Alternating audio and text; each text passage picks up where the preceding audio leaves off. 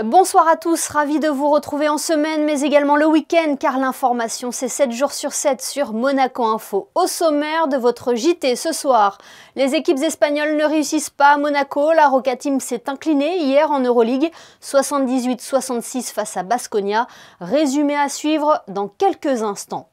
Nous reviendrons sur l'histoire de ces 6 amis qui viennent de dompter le toit de l'Afrique, un moment inoubliable au sommet du Kilimandjaro que nous partagerons avec l'un d'entre eux, Nicolas Toscan. Lancé en juin dernier, le suivi sérologique se poursuit en principauté. Mais à quoi sert-il et que montrent les résultats? Élément de réponse dans ce journal. Puis nous ouvrirons une page culturelle avec l'annonce de la programmation au Théâtre des Muses. Et puis le prochain rendez-vous de l'Institut audiovisuel de Monaco. Mais avant cela, je vous le disais en titre, 3e défaite de rang pour la Roca Team en Euroleague. Les hommes de Zvezdan Mitrovic se sont inclinés face aux Espagnols de Baskonia. Le résumé de cette rencontre est signé Frédéric Elian. 0 sur 3 pour la Roca Team face aux formations espagnoles en Euroleague après 2 défaites frustrantes à Madrid puis contre Barcelone. Monaco a souffert face à Vitoria et sa défense de fer. Dès le début du match, les Monégasques n'ont pas beaucoup d'adresse, mais sont devant au score grâce à une belle présence au rebond offensif. Jerry Boutsielé est très en vue dans ce premier quart-temps, avec 6 points et 5 rebonds. Côté basque, Landry Noko et surtout Simone Fontecchio font mal au rouge et blanc, 21-18 Vitoria. Les Basques sont plus agressifs, notamment au rebond, à l'image de cette claquette dunk de Baldwin. Fontecchio règle la mire à 3 points, plus gros écart du match, plus 7 Vitoria. Monaco recolle avec un gros boulot de Donatas Motiejunas, 3 paniers consécutifs de l'intérieur lituanien, puis ce tir en transition à 3 points de Mike James. À la mi-temps, la Roca Team s'en sort plutôt bien et n'est qu'à -3, 38-35. Vitoria prend l'ascendant dans le 3e quart-temps. Granger, 12 points, mais dedans longue distance. Fontecchio exploite bien un mismatch face à Paris Lee. Giedraitis en catch and shoot à 3 points. Vitoria colle un 20-2 à Monaco, qui ne rentre plus un tir en attaque. L'agressivité basque fait la différence, à l'image de cette interception de Kuruc, qui termine tranquillement en contre-attaque, 60-46 pour Vitoria. En début de 4e quart-temps, la Roca Team se redonne une chance d'y croire. Joli move, ligne de fond de Boutsielé qui marque avec la faute. 11 points, 10 rebonds pour l'ancien Limoujo. Alpha Diallo s'arrache au rebond offensif. Ils sont 3 cette fois, ils sont 3. Et ça finit dans le cercle. Beaucoup plus d'agressivité et ça se voit sur cette séquence. Mike James conclut sur un drive au milieu des défenseurs basques. Falfay s'impose en défense avec 2 contres, puis sur ce tir d'Andouzic, Monaco revient à -7. Mais Fontecchio, 20 points à 8 sur 9 au tir, 7 rebonds, 4 passes, ressort de sa boîte. Giedraitis termine joliment ligne de fond, 78-66. Pour la première fois de l'année, la Roca Team passe sous la barre des 50% de victoires en Euroleague, avant 2 matchs à domicile la semaine prochaine, face à l'Étoile Rouge de Belgrade mardi, puis le CSKA à Moscou vendredi. Oui, et cette première rencontre face à l'Étoile Rouge de Belgrade sera à suivre en direct sur Monaco Info mardi à partir de 19h avec aux commentaires David Cosette et Ali Traoré. On reste dans le sport avec vous, Julia Vial. Bonsoir Julia, on débute par du football et ce duel à venir entre l'AS Monaco et Montpellier dimanche à 17h. Bonsoir Émilie, bonsoir à toutes et à tous. Après son beau succès sur la pelouse du PSV 2-1 ce jeudi en Ligue Europa, l'AS Monaco reprend le chemin du championnat avec la réception de Montpellier ce dimanche au Stade Louis II. Pour cette 11e journée de Ligue 1, Monaco aura fort à faire face à Montpellier, vainqueur de Lens, 2e du classement général le week-end dernier. Autant dire que le choc s'annonce savoureux avec ces 2 équipes en confiance. Les Monégasques devront en tout cas garder à l'œil un joueur en particulier. Il s'agit de TJ Savanier, nouveau capitaine du Montpellier Hérault SC. Il est désormais positionné en meneur de jeu. Le joueur de 29 ans est auteur de 2 buts et de 4 passes décisives en 9 apparitions en Ligue 1 Uber Eats cette saison. Sport toujours avec de grands noms du cyclisme qui ont répondu présent pour un événement qui se déroulera dans quelques semaines à Monaco. Monaco accueillera l'événement Baking Back to Bike 2021 le 28 novembre prochain pour une journée entièrement dédiée au cyclisme. Son objectif, établir une passerelle entre le cyclisme en tant que sport et la pratique du vélo en tant que loisir et mode de déplacement propre. Pour l'occasion, les enfants pourront profiter d'un espace pour leur enseigner la pratique du vélo en toute sécurité. Un événement pas que sportif, Émilie, puisqu'un cocktail de charité et une vente aux enchères permettront ce jour-là de récolter des fonds pour la Fondation Princesse Charlène. Merci Julia. Ce soir, nous voulions vous faire partager l'aventure de 6 amis qui se sont lancés dans l'ascension du Kilimandjaro. Ils viennent de faire flotter le drapeau monégasque sur le toit de l'Afrique après plusieurs jours de marche jusqu'au sommet. L'un d'entre eux est avec nous ce soir pour revenir sur ce moment inoubliable. Bonsoir Nicolas Toscan. Bonsoir Émilie. Comment vous vous êtes lancé dans cette aventure avec vos amis? Ce n'est pas tous les jours qu'on se réveille et qu'on se dit je vais m'attaquer au Kilimandjaro. Hein. Non, c'est sûr, mais tous les amis, tout le groupe avec lequel on est parti, on est tous passionnés de montagne. Et c'est vrai que dans cette année Covid où c'était un peu compliqué de trouver des objectifs et des endroits où partir en vacances, j'ai été contacté par un de mes amis, Benoît, avec qui je suis monté sur le Kilimandjaro. Et il m'a dit « Nicolas, j'ai un projet pour toi, le toit de l'Afrique » et je suis tombé là-dedans. Et comment vous l'avez préparé cette ascension? Alors nous, on a fait un petit peu de préparation les semaines avant. Donc de manière générale, chacun est sportif, donc c'est de l'entraînement cardio. Et les semaines avant, on est parti un petit peu sur Isola faire 3 jours de marche, donc une trentaine de kilomètres de marche.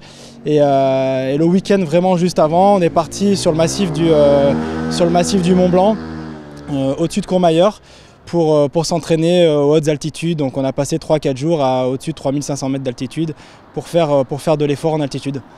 Alors vous n'avez pas choisi la facilité, je crois, vous avez emprunté le chemin le plus long. Ouais, c'est ça, il y a plusieurs routes donc, qui mènent au sommet du Kilimandjaro. Nous, on a choisi la route qui s'appelle la route Lemosho. C'est ça, c'est la route la plus longue, la plus sauvage et la moins empruntée. C'est ce qu'on voulait, c'est être entre nous et essayer de croiser le moins de gens possible. Et donc ça a été vraiment un bonheur de parcourir cette super route. Et sur place, il faut le préciser, vous étiez accompagné d'un guide notamment. Voilà, sur place en fait on avait 3 guides et on avait une équipe de 20 personnes composée de 3 guides, un serveur, un chef et de nombreux porteurs qui nous ont aidés à aller au sommet, sans qui on n'aurait pas réussi à le faire. Alors racontez-nous combien de temps vous avez mis pour rejoindre le toit de l'Afrique? Alors pour rejoindre le toit de l'Afrique, on y est monté sur 4 jours, donc lors de notre 4e nuit. Et donc voilà, ça a été à hauteur d'une vingtaine de kilomètres de marche par jour en altitude pour s'acclimater. Et une dernière ascension de nuit qui s'est faite lors de la 4e nuit. Voilà, donc 6 heures de montée, 6-7 heures de montée lors de la 4e nuit. Et Nicolas, qu'est-ce que l'on ressent une fois là-haut, à près de 6000 mètres d'altitude? Franchement, là-haut, ça a été pas mal d'émotions parce que c'est un projet qu'on a monté sur plusieurs mois, plusieurs semaines avec les amis. Donc c'est beaucoup de soulagement parce qu'au final, c'est des zones inconnues pour nous, donc on ne sait pas comment on va réagir. Donc beaucoup de soulagement, beaucoup de joie, beaucoup de fierté et pas mal d'émotions entre nous. Donc tout le monde était très enthousiaste d'être arrivé là-haut. Ouais. Et puis après, il a fallu redescendre de votre nuage. Cela a été plus rapide de descendre que de monter, hein? Ouais, c'est ça. La descente, c'est 1 jour et demi. Donc le jour où on est monté, on a fait une partie de la descente et le lendemain, on a terminé le travail. Et donc ouais, c'est sûr que c'est un peu plus facile mais bon, ça fait partie du jeu. C'était très sympa aussi cette descente. Un mot Nicolas sur vos soutiens et une association en particulier que vous avez voulu mettre en valeur pendant votre aventure, c'est Wolfpack Sports Team, je crois. Ouais, c'est ça. Donc la Wolfpack Sport Team, c'est une association qui nous a accompagnés jusqu'au sommet. Donc c'est une association qui a pour but de promouvoir la pratique du sport en général, donc créer une communauté autour du sport. Et en parallèle, cette association, elle vend des articles et les fonds donc, qui sont récoltés sont destinés à acheter du matériel pour aider nos amis handisport et handicapés moteurs à pratiquer le sport. Bon, maintenant que le Kilimandjaro s'est fait, est-ce que vous avez d'autres projets ensemble avec vos amis ? On a pas mal d'autres projets, pourquoi pas l'année prochaine la traversée de la Corse, le GR20. Et puis après d'autres projets un petit peu plus ambitieux encore, notamment en Argentine, aller au sommet de la Concagua, donc un petit peu moins de 7000 mètres. Donc ça c'est des projets à maturité qu'on est en train de mener et qu'on essaye de monter. Ouais. Vous nous tiendrez informés? Ah bien sûr. Eh bien merci beaucoup Nicolas Toscan d'avoir été avec nous ce soir pour partager votre belle aventure au sommet du Kilimandjaro. Merci infiniment. Eh bien, merci à vous Émilie, merci à Monaco Info. Nous vous parlions dernièrement de vaccination et de la 3e dose administrée aux personnes de plus de 65 ans. Intéressons-nous ce soir à cette campagne lancée par le gouvernement princier en juin dernier, toujours en lien avec la Covid-19, les tests sérologiques. De quoi s'agit-il ? Comment sont-ils réalisés et surtout pourquoi? Sandrine Nègre, Thomas Deus et Sylvain Péroumal ont enquêté pour nous. Une piqûre de rappel tout d'abord. Le test sérologique repose sur une prise de sang comme celle-ci. Environ 70 tests de ce type sont effectués chaque jour à l'auditorium René III. Il y a 2 moyens d'acquérir des anticorps, des défenses contre le virus du Covid. Le premier moyen, c'est d'être malade. Et le deuxième moyen, qui n'exclut pas le premier d'ailleurs, c'est de se faire vacciner. Et on fait des anticorps qui ont été générés par le vaccin. Et donc la sérologie consiste à rechercher ces anticorps. Donc le type 1 et le type 2 sont des anticorps qui témoignent tous les deux du fait qu'on a été en contact avec le virus, et un qui témoigne du fait qu'on a été vacciné. Et il y a un 3e type d'anticorps qui est une spécificité du centre scientifique, qui est dans le cadre d'un programme que nous avons monté avec le gouvernement et le ministère de la Santé, qui témoigne de la protection réelle de l'individu par rapport au Covid. Ce sont les anticorps neutralisants. Pour récapituler, vous êtes déjà vacciné ou vous avez contracté le coronavirus par le passé. Le gouvernement vous propose de connaître gratuitement votre niveau de protection. Le sang prélevé est analysé ici au centre scientifique de Monaco. On testera les 2 anticorps dont je vous ai parlé qui sont témoins mais qui n'ont pas, et on testera surtout les anticorps neutralisants. Et si on vous répond après, vous avez moins de 30% d'anticorps neutralisants, prenez aussitôt rendez-vous pour la vaccination, donc au même numéro pour la vaccination, et on vous la fera rapidement puisqu'il y aura une raison médicale. Et si vous avez plus de 30%, vous pouvez attendre un certain temps et vous projeter dans l'avenir en disant « je referai un prélèvement pour tester les anticorps dans 2 mois ». Il vaut mieux, comme à Monaco, guider cette 3e vaccination par le dosage des anticorps neutralisants au préalable. Et ces données sérologiques ont ainsi été utiles pour constater et mesurer la diminution de la protection immunitaire à partir du 6e mois, diminution davantage notée sur les personnes de plus de 65 ans. Et les personnes de plus de 65 ans sont concernées par une autre campagne de vaccination, celle de la grippe. Les Monégasques peuvent se procurer le vaccin contre la grippe dans les pharmacies de la Principauté avec ou sans prescription médicale, Julia. À cause de l'épidémie de coronavirus, nous avions presque oublié que d'autres maladies contagieuses pointaient le bout de leur nez chaque hiver. La grippe étant l'une des plus répandues et présentant les mêmes symptômes que la Covid-19, il est nécessaire de se faire vacciner pour l'endiguer. Les Monégasques peuvent aller récupérer leur vaccin dans les pharmacies de la Principauté sur présentation d'une carte d'affilié social. Le vaccin pourra être administré par un médecin, une infirmière libérale, un pharmacien ou un biologiste médical. Ces vaccinations contre la grippe ne sont donc pas réalisées au Centre national de vaccination contre la Covid-19. Je vous rappelle également que cette injection contre la grippe sera intégralement remboursée aux Monégasques par leur caisse sociale. Le retour à présent d'un événement qui lutte depuis plus de 30 ans contre les maladies génétiques. Le Téléthon aura bien lieu cette année en Principauté. En 2020, il n'y a pas eu d'action sur le terrain en principauté à cause de la crise sanitaire. Cette année, il sera enfin possible de soutenir le Téléthon en se rendant au Grimaldi Forum les 4 et 5 décembre prochains. Et pour présenter la nouvelle édition, une grande soirée de lancement du Téléthon 2021 s'est déroulée ce jeudi soir à la Maison des Associations. Je vous propose d'écouter à ce sujet Muriel Agliardi, la présidente de l'organisation Téléthon Monaco. Nous avions fait l'édition 2019 à l'auditorium qui cette année est centre Covid et ne pourra pas nous accueillir. Et le Grimaldi Forum a répondu favorablement à notre appel. Donc du coup nous avons grand espace pour réaliser ce téléthon. Donc c'est beaucoup de bonheur pour tous et nous sommes toujours à la recherche de nouvelles animations, stands, bénévoles, puisque nous avons l'espace pour nous. Voilà. Donc bonne nouvelle, le thème étant la lumière. Nous avons prévu une marche lumineuse le samedi soir, avec commentaires sur Monaco, l'histoire de Monaco, etc. Différentes étapes, on vous détaillera tout ça dans les prochains jours. Et une surprise avec les enfants et un artiste sur le seuil du Grimaldi Forum. Sinon, la réunion de ce soir a pour but justement de voir un petit peu toutes les nouveautés qui peuvent se greffer sur ce Téléthon. Et nous comptons sur vous pour nous amener du monde. Et pour info, le parrain du Téléthon en France sera cette année le rappeur Soprano. Après une édition de printemps en ligne, la grande braderie de la Croix-Rouge monégasque faisait son grand retour, Julia.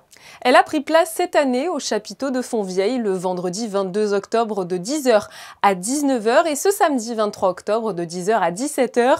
Au menu de cette traditionnelle grande braderie, des vêtements pour toute la famille, de la maroquinerie, du matériel de puériculture, des jouets, des meubles et des bijoux, bref, tout le nécessaire pour se faire plaisir à petit prix. La Croix-Rouge monégasque était aussi présente sur différents stands pour parler de ses actions avec la possibilité pour les visiteurs de faire des dons pour soutenir l'association. La Principauté va bientôt célébrer sa fête nationale et comme chaque année, plusieurs spectacles gratuits seront proposés aux Monégasques, Julia. Oui, avec notamment un spectacle pour enfants intitulé Gainsbourg for Kids. Il s'agit là d'une reprise des plus grands succès du chanteur, destiné aux familles, qui se tiendra le 10 novembre prochain à 15h. Une comédie musicale improvisée sera aussi proposée le 18 novembre à 21h et le vendredi 19 novembre à 15h. Le concept, 10 artistes créent en direct un spectacle interactif sous forme de comédie musicale dans laquelle le public décide du titre, du lieu et de l'aventure des personnages. Pour retirer les invitations pour assister à ces spectacles, il faudra vous rendre à l'espace Léo Ferré le mercredi 27 octobre entre 9h et 16h ou le jeudi 28 octobre lors du même créneau horaire sur présentation de la carte d'identité, de la carte de résident ou du livret de famille. Attention, les places sont limitées, Émilie. Merci Julia. D'un programme à l'autre, le Théâtre des Muses vient de dévoiler la programmation de sa nouvelle saison. Une saison pleine de surprises que nous présente Alexandra Pani sur des images de Julien Logier. Les planches sont prêtes à accueillir de nouvelles pièces. Les murs du Petit Théâtre des Muses n'attendaient que ça depuis plus d'1 an. Une absence interminable selon sa directrice, mais qui lui a permis de programmer une nouvelle saison très riche. Du théâtre classique avec Alfred de Musset, Alphonse Daudet ou encore William Shakespeare, mais aussi de belles découvertes avec de jeunes dramaturges contemporains. Toi, tu préfères rester ici pour faire des mots croisés avec moi.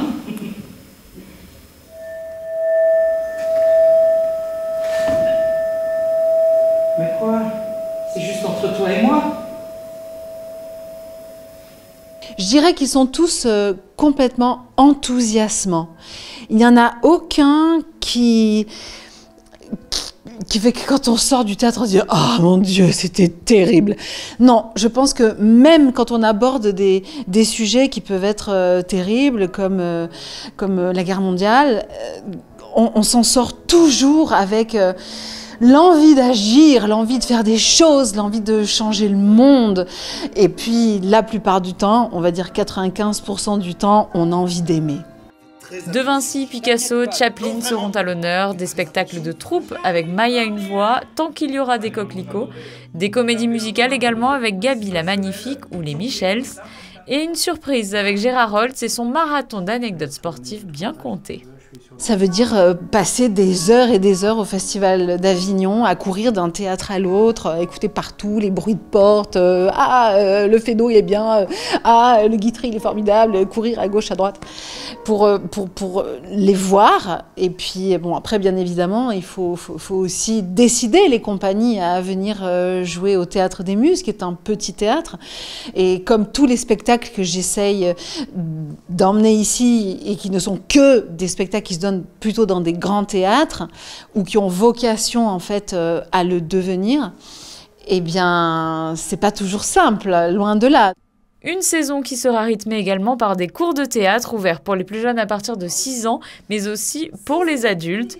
Toutes les informations sont à retrouver sur le site www.theatredesmuses.com.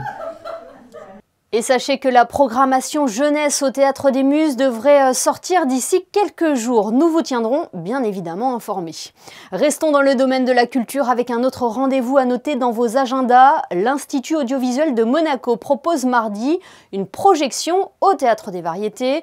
Il sera question de campagne et de politique urbaine avec Fabrice Lucchini et Ariel Dombal. Un film de 1993 réalisé par Éric Rohmer. Fabien Bonilla est justement avec Vincent Vatrican pour vous présenter cette projection. Messieurs, c'est à vous.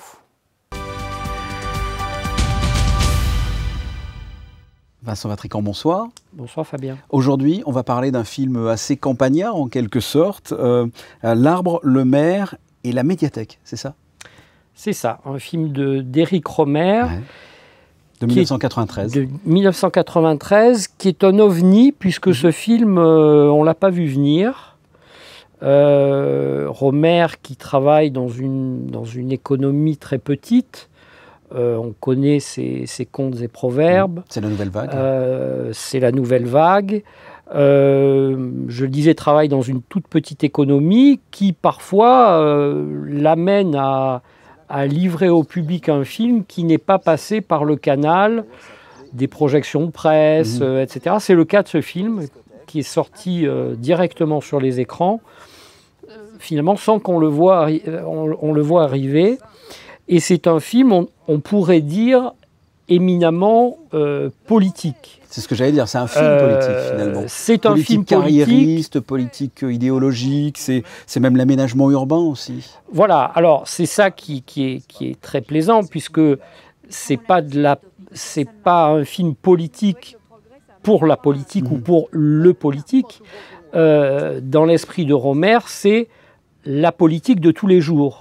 Et tout simplement, dans un village, est-ce qu'on peut raser un arbre pour y mettre une médiathèque? C'est le fond du problème. Hein, c'est le fond du problème qui peut paraître évidemment pour un citadin totalement invraisemblable, pour un Parisien encore plus, mais qui évidemment est une question de fond à l'échelle d'un petit village. Donc c'est tout l'enjeu du film. Les partisans de cette médiathèque, qui est portée par le maire du village, joué par Pascal Grégory, et puis les antis, le maître d'école, qui est joué par Fabrice Lucchini. C'est un Fabrice Lucchini qu'on a l'habitude de voir dans la démesure. Oui, mais en 93... c'est pas le On Lucchini, le découvre dans la démesure. Voilà, il a déjà joué avec Rohmer plusieurs fois, puisque la première fois qu'il apparaît Rohmer, c'est, si j'ai bonne mémoire, 78. Donc c'est quand même un Lucchini qu'on connaît, mais c'est pas encore le Lucchini actuel. Sa Faconde est là. Effectivement, ce bras de fer est un bras de fer local. C'est vu par Rohmer, donc tout ça est chapitré, tout ça est très malin, tout ça est très bien vu, tout ça joue beaucoup autour de la langue, des mots, des contradictions. Et c'est un film qui nous a semblé, à Jacques Hermabon, qui coprogramme avec moi les mardis du cinéma, un film d'une actualité tout à fait incroyable. Oui, c'est un film qui a bien vieilli. C'est un film que je trouve éminemment actuel. J'espère que nous vous avons convaincu. Et si c'est le cas, allez voir L'Arbre, le Maire et la médiathèque. Merci Vincent Vatrican. Merci Fabien. Ils oseraient pas approcher leurs petits doigts d'un tableau de Ruisdael de peur d'écorcher la peinture, mais ils n'ont pas peur de venir saccager à coups de bulldozer un paysage qui est digne, et je pèse mes mots, des plus grands chefs-d'œuvre des maîtres hollandais. Voilà donc pour tous ces rendez-vous culturels en principauté. J'espère que vous avez tout bien noté. Un dernier coup d'œil sur les prévisions météo. Avez-vous de bonnes nouvelles à nous annoncer pour la journée de dimanche, Julia? Nous n'aurons encore une fois pas à nous plaindre, Émilie. Il fera beau à Monaco en ce dimanche, même si quelques petits passages nuageux sont prévus au cours de la journée. Rien ne pourra entacher votre week-end avec des températures qui pourront atteindre les 21 degrés. Demain, ce sont les Florentins qui seront à l'honneur. Bonne fête à eux. Merci Julia et merci à vous de nous être fidèles chaque soir sur Monaco Info, y compris le week-end. Nous vous parlions en début de journal, la Roca Team s'est une nouvelle fois inclinée en Euroleague face aux Espagnols de Baskonia. Les Monégasques comptent sur vous pour venir les soutenir mardi soir pour leur prochain match à domicile face à l'Étoile Rouge de Belgrade. En attendant, on se quitte avec les photos de Manuel Vitali. À demain pour le best-of de la semaine. Excellente soirée à tous sur Monaco Info.